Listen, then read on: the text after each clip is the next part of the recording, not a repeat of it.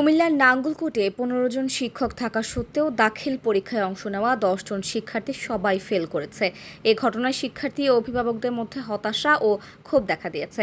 সোমবার ১০ আগস্ট মাদ্রাসা শিক্ষা বোর্ড দাখিল পরীক্ষার ফলাফল প্রকাশ করে। প্রকাশিত ফলাফলে দেখা যায় ২০২৬ সালের দাখিল এসএসসি সমমান পরীক্ষায় উপজেলার বাঙ্গুড্ডা ইউনিয়নের শ্যামপুর একলাসিয়া মহিলা দাখিল মাদ্রাসা থেকে ১০ জন শিক্ষার্থী পরীক্ষায় অংশ নেয়। তাদের সবাই অকৃতকার্য হয়েছে।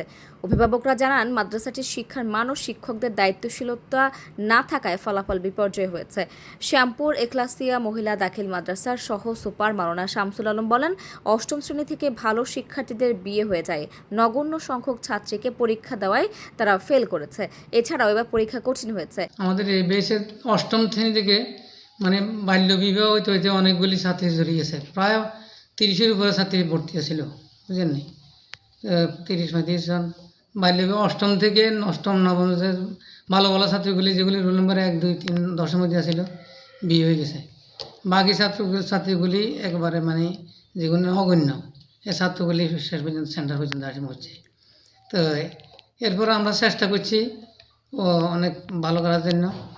ওই চেষ্টা ক্ষেত্রে যাইয়া ছাত্রীরাও চেষ্টা করছে, কিন্তু দুর্ভাগ্য বিষয় কঠিন সাবজেক্টগুলি বিশেষ জন্য কয়েকটা ইংরেজিতে গেছে, আরবিতেও কয়েকজন গেছে, আর অঙ্কে কঠিন সাবজেক্টগুলি মোটামুটি তারা অকৃত হয়েছে আর কি।